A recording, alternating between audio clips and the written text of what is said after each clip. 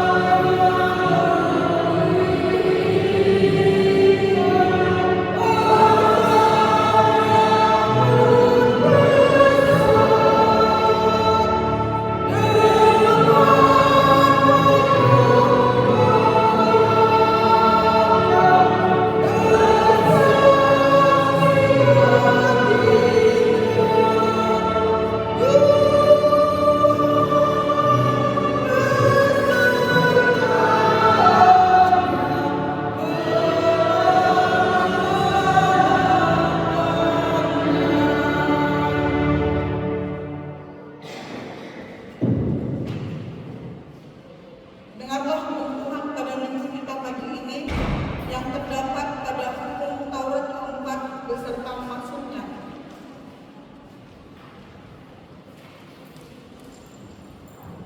Titah keempat, ingat dan kuduskanlah hari Sabat. 6 hari lamanya engkau bekerja dan melakukan segala pekerjaanmu. Tetapi pada hari ke-7 ialah Sabat bagi Allah Tuhanmu. Engkau tidak boleh bekerja pada hari itu, juga anakmu laki-laki atau perempuan, pembantumu laki-laki atau perempuan, ternakmu atau orang lain yang berada di tempat kediamanmu. Sebab Allah menciptakan langit dan bumi dan segala isinya di dalam 6 hari. Kemudian Ia beristirahat pada hari ke-7. Itulah sebabnya Allah memberkati hari itu dan menguduskannya. Maksudnya adalah kita harus takut serta kasih kepada Allah. Sebab itu jangan menganggap rendah akan ajaran dan firman Allah. Hendaklah kita menganggap itu kudus, dan hendaklah kita tekun mendengar dan mempelajarinya dengan gembira. Demikian hukum Tuhan. Marilah kita memohon perbuatan kepada Tuhan untuk melakukan yang sesuai dengan hukum-Nya.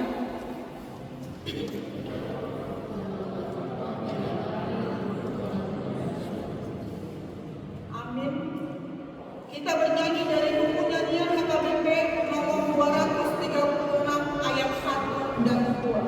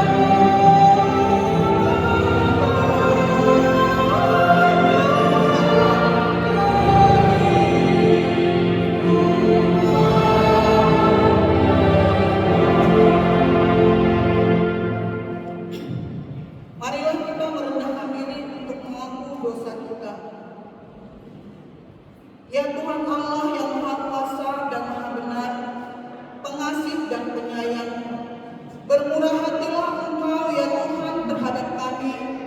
Kiranya Tuhan berkenan mengampuni segala dosa dan kejahatan kami. Tiada yang lain yang dapat menjadi pelindung dan penyelamat bagi kami selain dari kasih sayang dan pembenaran-Mu yang tunggal. Karena itu, karuniakanlah kami ketenangan dan pengukuran di dalam pengorbanan anak-Mu, Tuhan Yesus Kristus, Juru Selamat kami. Amin. Marilah kita mendengar janji Tuhan tentang pengampunan dosa. Siapakah yang akan menggugat orang-orang pilihan Allah?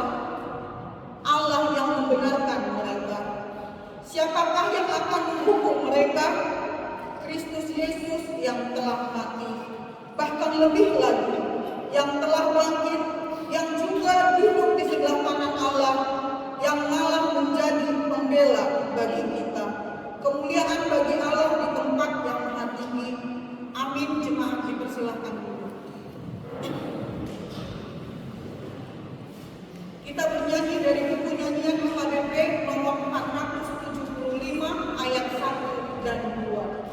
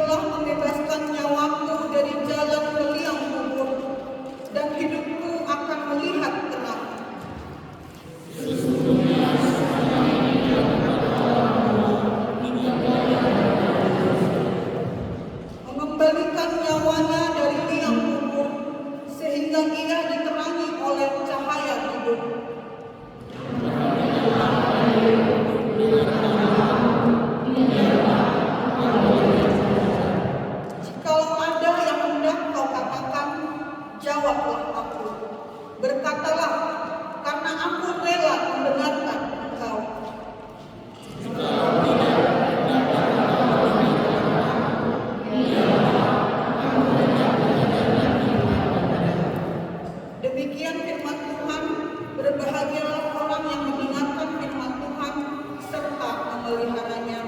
Amin. Kita bernyanyi dari buku nyanyian HKBP nomor 385 ayat 1 dan 2.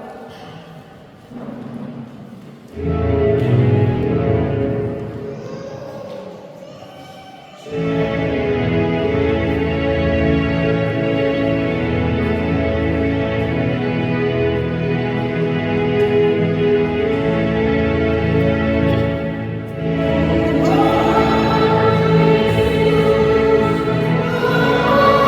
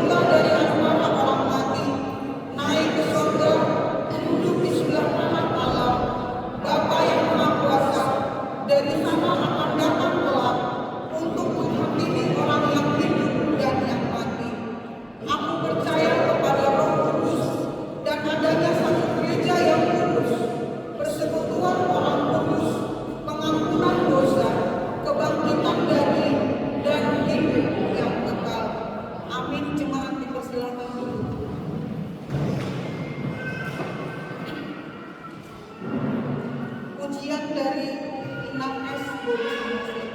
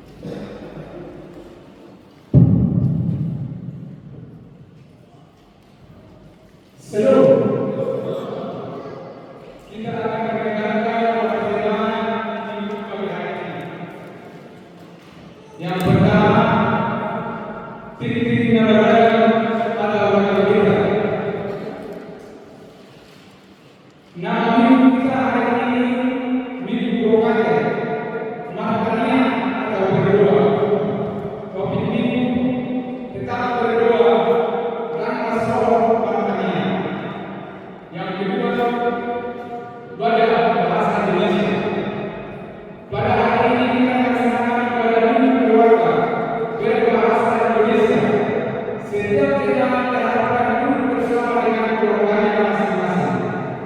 Pada hari ini juga kita akan mengumpulkan persembahan amplop ke depan untuk keperluan operasional gereja kita. Yang ketiga, kebaktian lingkungan. Kebaktian lingkungan di hari Rabu 15 Mei 2026 diadakan di rumah keluarga S. Romi Minang Boris Madura dan kerelaan kita sama Polisi Surakarta.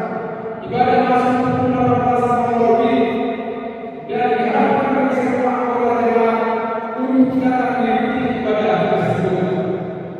Yang keempat, ibadah hari raya Yesus Kristus.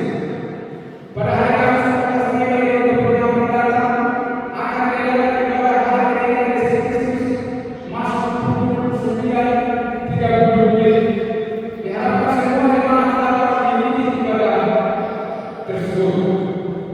Yang kelima, jadwal kebersihan gereja. Rabu 13 Mei 2026 adalah keluarga F. Tahunan Boris Budian, keluarga B. Sidoarjo Boris Mamora, keluarga D. Sekuritas Boris Mamora, dan keluarga F. Sekuritas Boris Jania. Sabtu 16 Mei 2026 adalah keluarga Sekuritas B. Sekuritas Boris Utara, keluarga S. Boris Utara, dan keluarga H.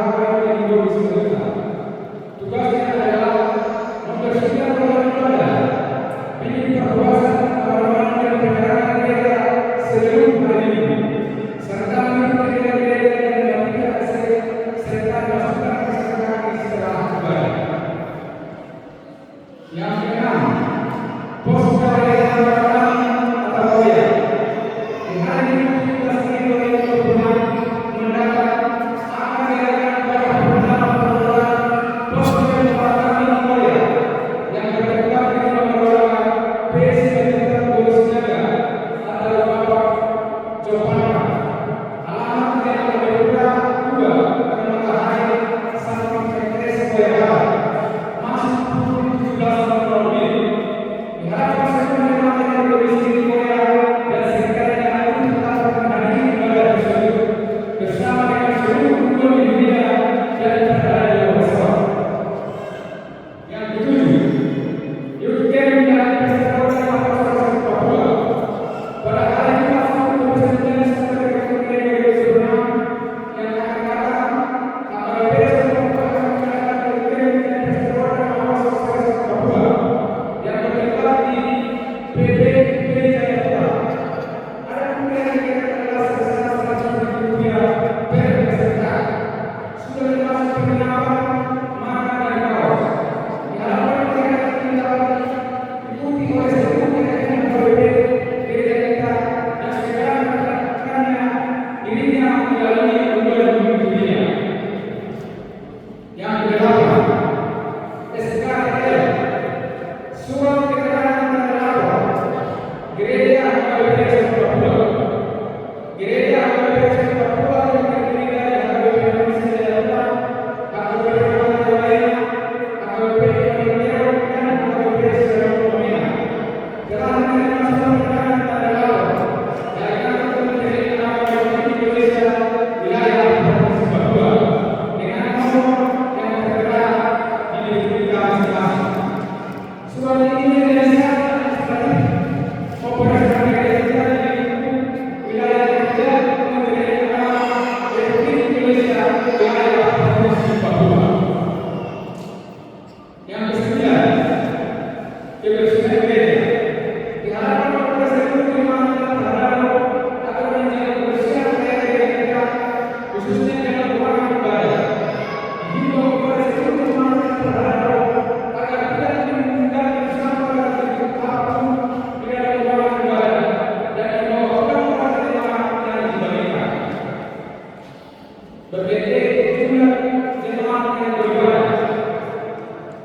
Sekolah minggu 24 orang, minggu dewasa 7 orang, kebaktian lingkungan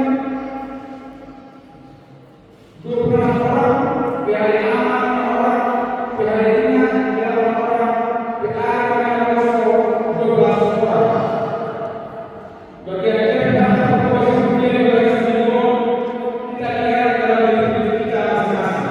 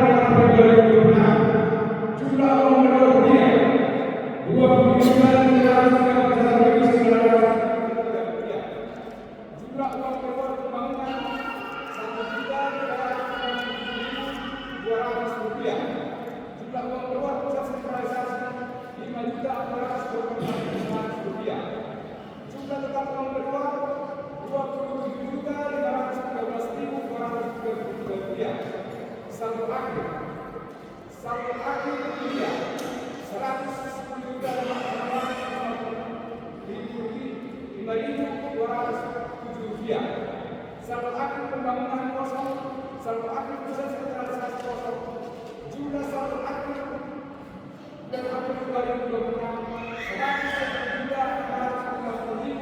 1.450.270 dengan keterangan saldo. Yang pertama tabungan giro 105.555.519.472 rupiah. Uang cas pegangan bendahara 5.130.735 rupiah. Demikian buat penerimaan kita hari ini. Tuhan memberkati.